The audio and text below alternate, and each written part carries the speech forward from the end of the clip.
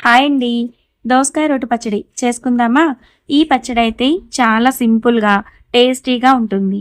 ఈ దోసకాయ రోటి పచ్చడిని వేడి వేడి అన్నంలో కలుపుకొని తింటూ ఉంటే ముద్ద ముద్దకి ముక్క తగులుతూ ఉంటే చాలా బావుంటుంది. ముందుగా ప్యాన్‌లో 2 స్పూన్ల పల్లీలు వేసి కాస్త దోరగా వేగాక, ఒక స్పూన్ నువ్వులు, అర స్పూన్ ధనియాలు వేసుకొని దోరగా వేయించుకొని పక్కన పెట్టుకోవాలి. అదే ప్యాన్‌లో కొద్దిగా నూనె వేడి చేసి మీ కారానికి తగినట్టుగా పచ్చిమిర్చి, 2 టమాటా ముక్కలు, కొద్దిగా ఉప్పు వేసి అంతా బాగా కలిసేలాగా కలుపుకొని మూత పెట్టి మెత్తగా అయ్యేంత వరకు మగ్గించుకోవాలి. 4, 5 నిమిషాలకి టమోటా అండ్ పచ్చిమిర్చి ఇలా మగ్గిపోయి ఉంటుంది. ఇప్పుడు కొద్దిగా సన్నగా తరిగిన కొత్తిమీర వేసుకొని అంతా బాగా కలుపుకొని స్టవ్ మీద నుండి దించి చల్లారేంత వరకు పక్కన పెట్టుకోవాలి. ఇప్పుడు ఒక దోసకాయని తీసుకొని వాటర్‌తో క్లీన్ చేసుకోవాలి.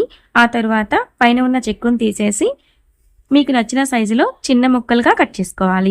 నేనైతే విత్తనాలు కూడా వేస్తున్నాను. మీకు నచ్చితే వేసుకోవచ్చు, లేదంటే స్కిప్ చేసేయొచ్చు. ఇప్పుడు రోట్లో కొద్దిగా జీలకర్ర, ఉప్పు, వెల్లుల్లి రెమ్మలు అండ్ నేనైతే చింతకాయ తొక్కు వేస్తానండి. మీ దగ్గర లేకపోతే చింతపండు వేసుకోవచ్చు. వేయించుకున్న పల్లీలు, నువ్వులు, ధనియాలు వేసుకొని మెత్తగా దంచుకోవాలి.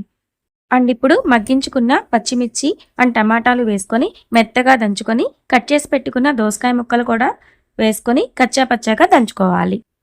ఇలా కచ్చా పచ్చాగా దంచుకున్న పచ్చడిని గిన్నెలోకి తీసుకొని కొద్దిగా నూనె వేడి చేసి ఆవాలు, జీలకర్ర, శనగపప్పు, ఎండుమిర్చి, కరివేపాకు తాలింపు వేసి ఈ పచ్చడిలో కలిపేస్తే సరిపోతుంది. అంతేనండి, ఎంతో టేస్టీగా సింపుల్గా ఉండే దోసకాయ రోటి పచ్చడి రెడీ అయిపోయినట్టే. మీరు ఒకసారి ట్రై చేసి మీకు ఎలా కుదిరిందో కామెంట్ చేయడం మర్చిపోవద్దు. వీడియో నచ్చినట్లయితే లైక్ చేయండి, షేర్ చేయండి, సబ్స్క్రైబ్ చేసుకోండి. Thank you.